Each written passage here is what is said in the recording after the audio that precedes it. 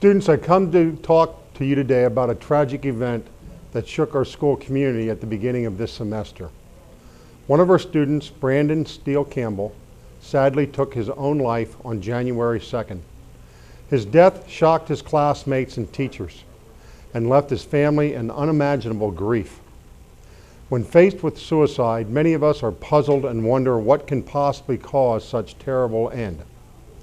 I did not know Brandon as well as I would have liked to, and when I received the news, I wanted to talk to his friends and teachers to attempt to put the puzzle together.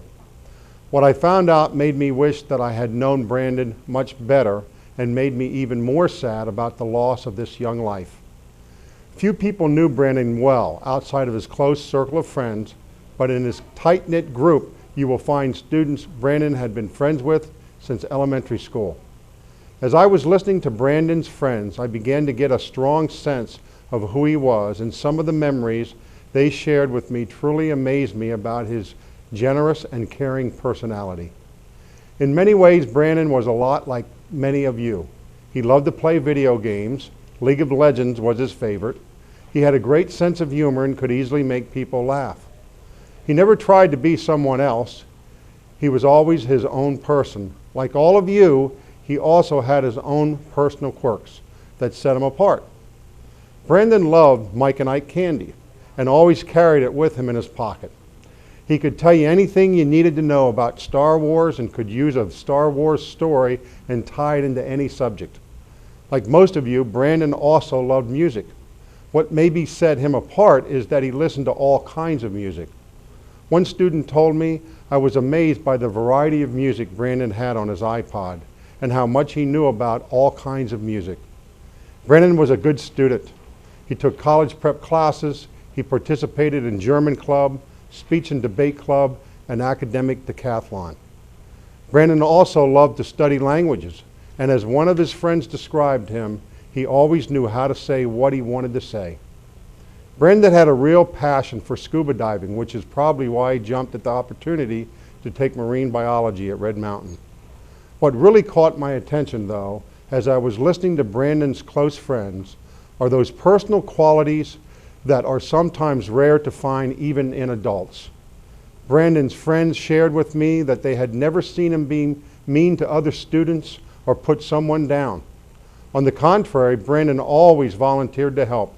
When other students forgot their lunch money or did not have lunch, he would go purchase something for them, even if they did not ask.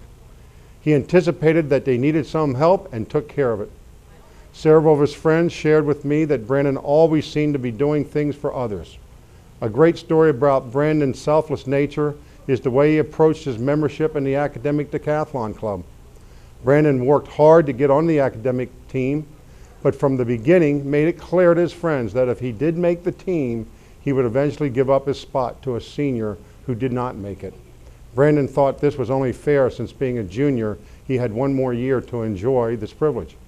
How many people do you know would make such a generous sacrifice? Last spring, at the end of a long speech and debate weekend, the evening custodian reported that Brandon was the only student who made sure that he did not have to work alone, putting away chairs and cleaning up after the event. Brandon helped till everything was done. As I was listening to these memories of Brandon and wished I had the opportunity to know him better, I remembered another story that I read several years ago. This is the story of Admiral James Stockdale, who was held in North Vietnam POW camp for 7 years in the infamous Hanoi Hilton. He was tortured physically and mentally, and for 4 years he was kept in solitary confinement in total darkness. Incredibly, he survived the ordeal and was released. When he was asked what he learned from the POW camp that he could share with teens, he said 2 valuable lessons. The first lesson is that life is not fair, and the second is that you are your brother's keeper. As I remember Brandon and think of our school community, I would like to leave you with Admiral Stockdale's lesson. We have to be our brother's keepers. We